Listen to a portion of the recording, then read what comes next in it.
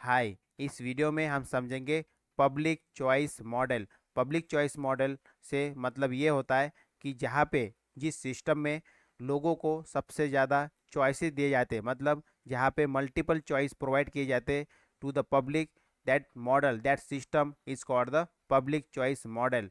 तो एक होता है पब्लिक इंटरेस्ट थेरी एंड एक है पब्लिक चॉइस थेरी। दो शब्द है, एक है public choice theory and second is public interest theory. तो ये दोनों से क्या समझते हैं इसमें देखिए, पब्लिक चॉइस थेरी के अंदर लोगों के पास मल्टीपल मल्टीपल ऑप्शंस प्रोवाइड किए जाते हैं इन द मार्केट। मार्केट के अंदर मल्टीपल ऑप्शंस प्रोवाइड किए जाते हैं, तो उसको बोला गया पब्लिक चॉइस थेरी। तो लोगों के पास चॉइसेस है अलग अलग चीज़ें लेने के लिए, या जो भी इनके रिक्वायरमेंट है उनको पूरा करने के लिए गवर्नमेंट द्वारा इनको मैक्सिमम ऑप्शन प्रोवाइड किए जाते हैं। एंड पब्लिक इंटरेस्ट थेरी में क्या होता है, मेनली गवर्नमेंट इन्वॉल्व होता है। इसमें क्या होता है, इसमें प्राइवेट प्राइवेट प्लेयर इसमें इन्वॉल्व होते हैं पब्लिक चॉइस थेरी में। लेकिन पब्लिक इंटरेस्ट थेरी में क्या होते हैं, मेनली गवर्नमेंट इन्वॉल्व होता है for the welfare of the welfare of the people, welfare of the common masses. तो उनके वेलफेयर के लिए mainly public public interest theory क्या बोलती है, मेनली कि लोगों के वेलफेयर के लिए जो गवर्नमेंट काम करती है उसको बोला गया है पब्लिक इंटरेस्ट थ्योरी। इसमें लोगों के पास मल्टीपल ऑप्शंस नहीं है, यहाँ पे लिमिटेड होती है, limited limited role of the private players. Okay, इसीलिए यहाँ पे लोगों के पास चॉइसेस कम होती है। लेकिन यहाँ पे पब्लिक चॉइस थ्योरी में लोगों के पास मल्टीपल ऑप्शंस होते हैं, बिकॉज हियर मेनली जो प्राइवेट प्लेयर्स होते हैं वो भी इसमें इन्वॉल्व होते हैं पब्लिक चॉइस थ्योरी में। तो इस तरह से पब्लिक चॉइस थ्योरी और पब्लिक इंटरेस्ट थ्योरी दोनों अलग अलग होते हैं। तो अभी हम पढ़ेंगे मेनली पब्लिक चॉइस थ्योरी। इसमें क्या है, देखिए, public choice and political economy. Public choice and political economy are term coined by scholars that become popular in the literature of social science since early 1960। तो 1960 से ही लिटरेचर ऑफ सोशल साइंस के अंदर ये जो पब्लिक चॉइस है, that is and the political economy, public choice and political economy, ये दो term बहुत ज़्यादा पॉपुलर है from the early 1960s। It has its base in the rational choice theory. तो इसके जो मेन बेस है पब्लिक चॉइस के एंड पॉलिटिकल इकोनॉमी के, कहाँ पे, रैशनल रैशनल चॉइस थ्योरी के अंदर है। It is oriented toward an understanding of the realm of public choice, that is politics and bureaucracy. तो इसको हमें पॉलिटिक्स और ब्यूरोक्रेसी को समझने के लिए मेनली हम पब्लिक चॉइस थ्योरी को भी समझते हैं। D Mueller define public choice approach क्या होता है, simply simply the application of economics to political science. जो पॉलिटिकल साइंस के अंदर मेनली जो इकोनॉमिक्स यूज की जाती है उसको क्या बोला गया है, पब्लिक चॉइस अप्रोच कहा गया है। पॉलिटिक्स के अंदर इकोनॉमिक्स मतलब ये कि लोगों लोगों को अगर वेलफेयर, लोगों को मल्टीपल चॉइस प्रोवाइड करना है हमें, तो हमें क्या करना पड़ेगा, इकोनॉमिक्स को उसके अंदर लेके आना, मार्केट को उसके अंदर लेके आना पड़ेगा। तो इसी को बोला गया mainly public choice approach. The subject matter of public choice is the same as that of the political science। The methodology of public choice is that economics। however, देखिए क्या बोलता है इसमें कि जो पब्लिक चॉइस जो है सेम होती है पॉलिटिकल साइंस में, मतलब मेथडोलॉजी जो होती है पब्लिक चॉइस की ये सेम होती है दैट ऑफ द इकोनॉमिक्स। जैसे कि इकोनॉमिक, जैसे देखिए मार्केट, जो जो मार्केट के अंदर जैसे जो प्राइवेट प्लेयर्स होते हैं, प्राइवेट फर्म्स जो होते हैं, मेनली प्राइवेट कंपनी होती है, और ये जो पॉलिटिकल साइंस है, मेनली पॉलिटिक्स है, पॉलिटिक्स जो है, देखिए दोनों का मेनली मेन मेथडोलॉजी है। मतलब प्राइवेट जो होता है वो मेनली प्रॉफिट के तरफ ध्यान देता है, जो प्राइवेट फर्म्स होते हैं वो मेनली प्रॉफिट के तरफ ध्यान देता है। वैसे ही पॉलिटिक्स जो होता है ये मेनली वोट्स की तरफ ध्यान देता है, लोगों के votes for maintain the legitimacy of their own. ठीक है, इस तरीके से दोनों दोनों की मेथडोलॉजी सेम है, economics and that of the political science. So this is the public choice approach. The origin of this approach may be found in the work of the Gordon Tullock. तो ये जो है public choice, ये mainly कहाँ से हमें mainly पढ़ने को मिलता है? ये मिलता है गॉर्डन तुगलक के राइटिंग से। Anthony Downs and William Niskanen, इन तीनों स्कॉलर के राइटिंग से हमें पब्लिक चॉइस मॉडल या पब्लिक चॉइस अप्रोच के बारे में हमें मेनली पता चलता है। Public choice theory rejected the traditional idea of policy as the search of public welfare. तो जो पब्लिक चॉइस थ्योरी है ये रिजेक्ट करती है जो ट्रेडिशनल आइडिया था, किस चीज़ का? पब्लिक वेलफेयर का। जो पहले पब्लिक वेलफेयर की बात किया करते थे पॉलिटिशियन, वो इसके आइडिया की जो पॉलिटिशियन थे, पॉलिटिक्स मेनली जो पब्लिक इंटरेस्ट थ्योरी की जैसे बात हो रही है यहाँ पे, जो mainly welfare of the people मतलब लोगों के वेलफेयर के बारे में बात करते थे, इसका ये ओपोज करता है मेनली, या इससे इससे ओपोज में है ये पब्लिक चॉइस थ्योरी। लाइक जैसे कि private entrepreneur who are intended upon maximising profit, politician are guided by private concern to the same extent in their role in the public policy. तो जिस तरीके से जो प्राइवेट एंटरप्रेन्योर्स होते हैं, private जो फर्म्स होते हैं, प्राइवेट कंपनीज होती है, या प्राइवेट जो प्लेयर्स होते हैं, उनका क्या मोटो होता है? टू मैक्सिमाइज प्रॉफिट, प्रॉफिट को मैक्सिमाइज करना, ज़्यादा से ज़्यादा प्रॉफिट कमाना। वैसे जो पॉलिटिशियन होते हैं ना, वो भी इन्हीं से कुछ ना कुछ गाइडेंस लेते, जैसे कि ये क्या चाहते, ये चाहते कि हम मैक्सिमम जो है वोट ले लोगों से, ठीक है। तो maximisation of politician objective result in the selection of those policies that tend to meet the citizen expectation. तो इसीलिए जो पॉलिटिशियन होते हैं वो ऐसी पॉलिसी लेके आते हैं जहाँ पे लोगों का मैक्सिमम एक्सपेक्टेशन हो, जिससे क्या हो जाएगा उनको मैक्सिमम वोट्स मिलेंगे।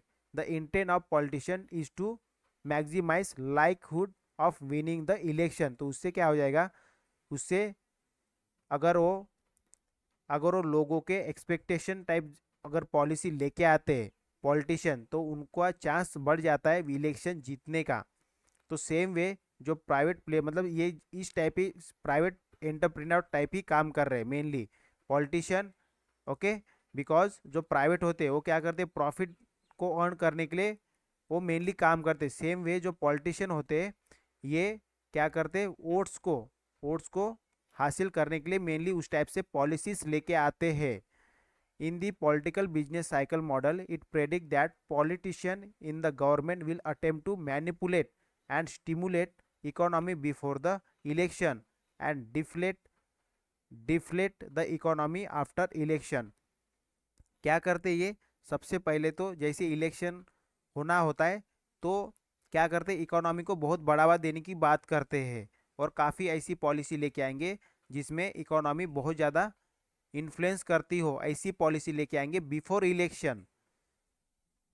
उसके बाद जैसे इलेक्शन हो जाता है फिर क्या होता है, इलेक्शन के बाद डिफ्लेशन आ जाता है इकोनॉमी के अंदर, क्योंकि कंट्रोल नहीं हो पाती है as per the budget, as per the finance. जो पॉलिसी लेके आते हैं before election to attract the voters, उसके बाद जैसे इलेक्शन हो जाता है उसके बाद क्या हो जाती है, इकोनॉमी डिफ्लेशन में चली जाती है। Often the government spending on the programme would be huge, highly attractive and visible to the people before an election, only to the only to impose more taxes or bridge down deficiencies after the election। तो क्या होता है, लोगों को attract करने के लिए जो पॉलिटिशियन होते हैं ऐसे अट्रैक्टिव प्रोग्राम लेके आएंगे जिसमें जो है बहुत ज़्यादा पैसे का मतलब मेनली जो स्पेंडिंग होगी वो बहुत ज़्यादा ह्यूज होगी, और जो पॉलिसी जो प्रोग्राम लेके आते हो मेनली हाईली अट्रैक्टिव होगा, विजिबल होगा लोगों को। किस लिए कराते ये सब, वोटिंग के लिए। फिर जैसे इलेक्शन हो जाता है, आफ्टर इलेक्शन क्या आ जाता है, डिफिशियंसी आ जाती है, तो फिर वो टैक्सेस बढ़ा देते हैं। इस टाइप से मेनली जो लोगों के चॉइस मतलब लोगों की जो इच्छा है उसको पूरा करने के लिए मेनली ये काम किया जाता है लोगों के इंटरेस्ट के लिए। तो ये मेनली क्या है कि ये जो पब्लिक चॉइस थ्योरी है ये मेनली क्रिटिसाइज करती है, जो पब्लिक चॉइस थ्योरी है ये मेनली क्रिटिसाइज करती है इसी वजह से इसी वजह से क्रिटिसाइज करती है किसको, पब्लिक इंटरेस्ट थ्योरी को, जो मेनली यहाँ पे कहा गया है। अभी देखिए मेजर कंट्रीब्यूशन देखेंगे किन किन का कंट्रीब्यूशन रहा है इन द पब्लिक चॉइस थ्योरी के अंदर। तो Anthony down in his book inside bureaucracy assume that decision making in bureaucracy is based on the pursuit of self interest।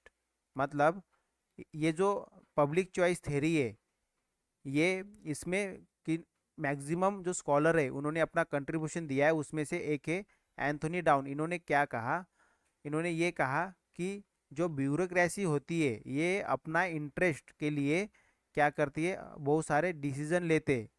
तो डाउन और that the motivation of the individual official are diverse such as power, money, income, prestige, personality, royalty, security, ये सभी।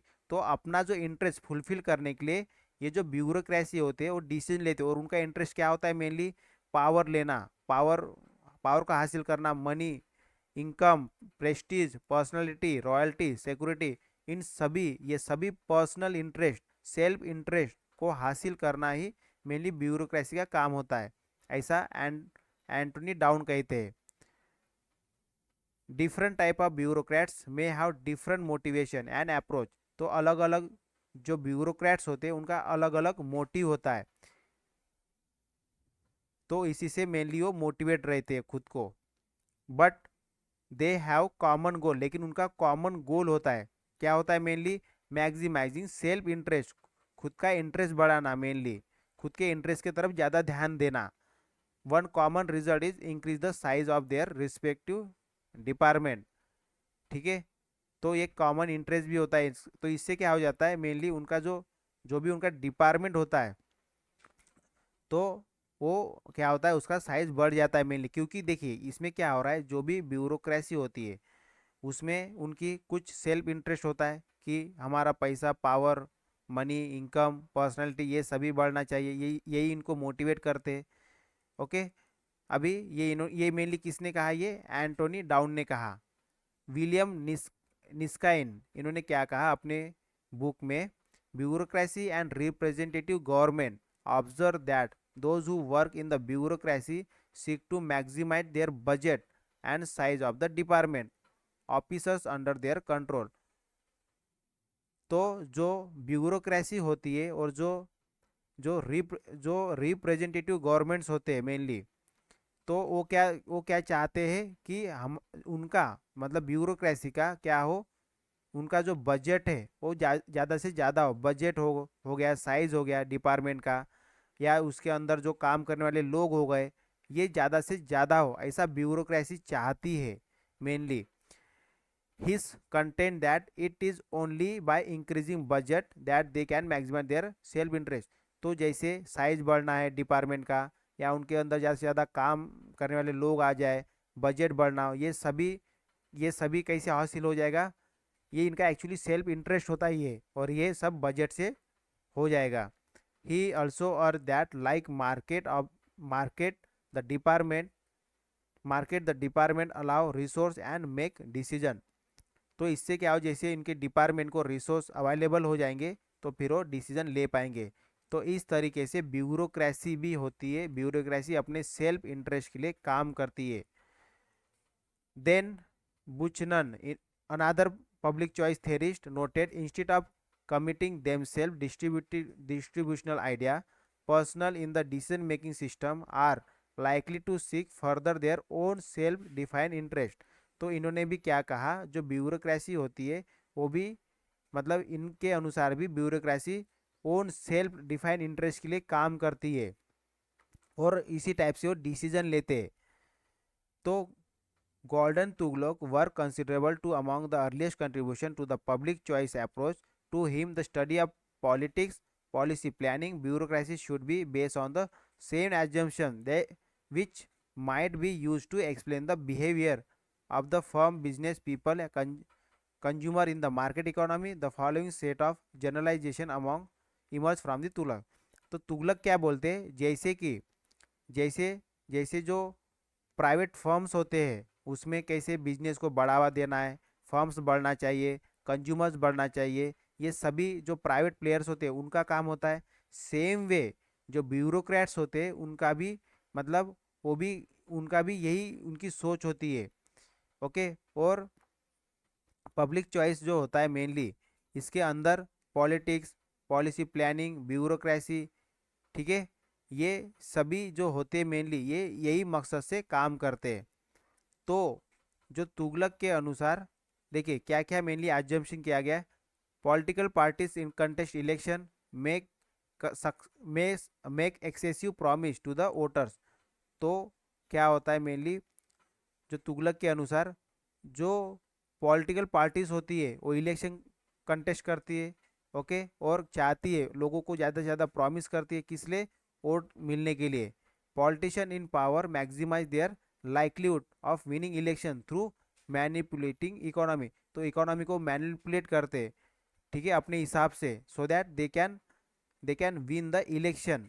लोगों को अपने तरफ झुकाने के लिए mainly. The power of bureaucracy has increase by serving its rather than the public interest. जो पावर ऑफ ब्यूरोक्रेसी होती है मेनली ब्यूरोक्रेसी जो अपना पावर यूज करते वो खुद के इंटरेस्ट के लिए ज़्यादा करते than serving the common common interest. Political process of liberal democracy are failing to supervise and control the growth of political and bureaucratic power। जो पॉलिटिकल प्रोसेसेस होती है मेनली, ठीक है, लिबरल डेमोक्रेसी में वो क्या हो रही है, फेलिंग हो रही है। किस लिए, सुपरवाइज करने के लिए, कंट्रोल करने के लिए। जो भी ग्रोथ ऑफ द पॉलिटिकल और ब्यूरोक्रेटिक पावर के, पॉलिटिकल एंड ब्यूरोक्रेटिक पावर के ग्रोथ को कंट्रोल करने के लिए या सुपरवाइज करने के लिए क्या हो रही है, फेल हो रही है। ये जो भी पॉलिटिकल प्रोसेसेस है ये सभी इन द लिबरल डेमोक्रेसीज के अंदर में। So this proposition emphasize the importance of market force in existing control over the political and bureaucratic power। So Tughlaq in common with other advocate of public choice theory recommend the introduction of the competition into bureaucracy। तो इसलिए वो क्या चाहते, ये सभी तुगलक हो गई ये चाहते पब्लिक चॉइस थ्योरी, लोगों को चॉइसेस मिले, कंपटीशन हो, जिससे क्या हो जाएगा, ब्यूरोक्रेसी कम हो जाएगी। ये मेनली ये तुगलक और जो भी स्कॉलर है जो मेनली पब्लिक चॉइस थ्योरी को सपोर्ट करते हैं उनका मानना यही है कि कंपटीशन बढ़े, ब्यूरोक्रेसी का रोल कम से कम हो, प्राइवेटाइजेशन आए, जिससे क्या हो, कंपटीशन बढ़ेगी। ये मेनली कहते हैं ये तुगलक। ओके। तुगलक और जो भी पब्लिक चॉइस थ्योरी को क्या करते हैं, सपोर्ट करते हैं। ठीक है। तो ये था major contribution of different scholar in the public choice theory. और पब्लिक चॉइस मॉडल क्या है ये हमने जाना मेनली। तो अभी हम देखेंगे क्रिटिकल ऑब्जर्वेशन, पब्लिक चॉइस का critical observation. There is a lot of criticism about the basic assumption on which public choice model are built। Public choice model score low on moral attraction as public policy is modified as being only the rent seeking behavior and special interest group। तो जो public choice theory है ये क्या है, ये ज़्यादा मतलब moral attractiveness के तरफ ज़्यादा ध्यान नहीं देती है। जो भी मतलब लोगों के लिए, कॉमन लोगों के लिए जो अच्छा होगा, ओके, दैट ही मतलब उसके लिए मेनली ये बात करता है। The main weakness of this method lie in the lack of empirical validation as the evidence is mix. तो जो पब्लिक चॉइस मॉडल है इसमें क्या है, इम्पेरिकल वैलिडेशन कम है। मतलब ये कि जो एक्सपीरियंस के बेस पे जो चीज़ें होनी चाहिए, ठीक है, उसकी इसमें कमी दिखाती है। The view of bureaucracy decision making is promoted by the pursuit of self-interest, which can only find expression in the increase in the budget, and budgetary bureaus or the department need empirical support। Moreover, we know little about the utility of personnel who work in the government officials in contrast to the those who work in the profit-making firm। The size of bureaus or the department was also questions। तो ये सब क्या है, mainly criticism है किसका, जो public choice theory है, ठीक है, उसका क्रिटिसिज्म है कि पब्लिक चॉइस थ्योरी जो है क्या क्या इसका मेनली क्रिटिसिज्म हो सकता है कि ये मेनली जो वीकर सेक्शन होता है, ठीक है, जो वीकर सेक्शन होता है उसके बारे में ये बात नहीं करता है। ठीक है, यहाँ पे क्या है, अभी जो पब्लिक इंटरेस्ट जो थेरी है वो गवर्नमेंट उसको मेनली हैंडल करती है, तो उसमें जो गवर्नमेंट है वो सभी चीज़ों का ध्यान रखता है, लेकिन जो पब्लिक चॉइस है ये वीकर सेक्शन का ध्यान नहीं रखता है। दूसरी चीज़, यहाँ पे प्राइवेटाइजेशन को ज़्यादा बढ़ावा दे रहा है, तो प्राइवेट प्लेयर्स ज़्यादा आ जाएंगे, जिससे क्या हो जाएगा, वेलफेयर नेचर कम हो जाएगा स्टेट का। Number third, public choice theory आने से, और मतलब इसका क्या क्रिटिसिज्म होगा कि इससे क्या हो जाएगा, जो गवर्नमेंट को जो प्रॉफिट होना था, जो गवर्नमेंट के जो फर्म है उनसे जो प्रॉफिट होना था, फिर वो प्रॉफिट जो है मेनली किसके ऊपर यूज किया जाता था, अगर प्रॉफिट होता तो, और लोगों के वेलफेयर के लिए। तो अभी इसमें प्राइवेट प्लेयर आ गए, तो अभी क्या हो जाएगा, अभी गवर्नमेंट का जो प्रॉफिट है वो क्या है, कम हो जाएगा, तो जिससे वेलफेयर काम कम हो जाएंगे। ठीक है, और फिर उसके बाद जैसे अगर गवर्नमेंट के पास कुछ पैसा भी आ जाता है, मतलब थ्रू अगर प्राइवेट प्लेयर से, तो जो पैसा आएगा प्राइवेट प्लेयर से वो क्या आ जाएगा, बहुत कम रहेगा, तो उससे वेलफेयर काम नहीं होगा। अब उस कम अमाउंट से क्या हो जाएगा, सिर्फ सिर्फ वो कुछ ही इंपॉर्टेंट चीज़ों में उस पैसे को यूटिलाइज करेगा, जो कि मेनली क्या होता है, जैसे एडमिनिस्ट्रेशन चलाना हो गया, या जो गवर्नमेंट के ऐसे टास्क हो गए जो करना ही ज़रूरी है, जैसे मेनली मिलिट्री को संभालना हो गया, या इस टाइप से जो इम्पोर्टेंट इम्पोर्टेंट चीज़ें है उसी में गवर्नमेंट ध्यान देगा। और जो है जो वेलफेयर है, लोगों का जो वेलफेयर है उसकी तरफ ध्यान कम आएगा। उसके बाद और क्या क्रिटिसिज्म हो सकता है इसमें, कि इसमें क्या हो जाएगा, जो प्राइवेट प्लेयर्स है उनकी मनमानी चलने शुरू हो जाएगी, मतलब अगर कंट्रोल कम हो जाएगा इनके ऊपर से, ठीक है, तो फिर यहाँ पे क्या हो जाएगा, प्राइवेटाइजेशन का बहुत ज़्यादा, मतलब बहुत ज़्यादा रोल बढ़ जाएगा, जिससे जो छोटे छोटे जो उद्योग है उनको उनको जो बड़े उद्योग है वो क्या करना शुरू हो जाएगा, उनका डोमिनेशन शुरू हो जाएगा। तो इस तरह से पब्लिक चॉइस थ्योरी का क्रिटिसिज्म है। और यहाँ पे हमने ये देखा कि जो पब्लिक चॉइस थ्योरी है वो क्यों लाना जरूरी है, क्या रीज़न है उसके। ठीक है, तो ये हमने मेनली जाना। और पब्लिक चॉइस थ्योरी लाने, मतलब पब्लिक चॉइस के बारे में ये अलग अलग स्कॉलर ने क्या क्या कहा, ये हमने मेनली यहाँ पे पढ़ा है। ठीक है, तो पब्लिक चॉइस मॉडल को हम यहाँ पे इस तरह से समझे। तो ये था mainly public choice model. So that's all for this video.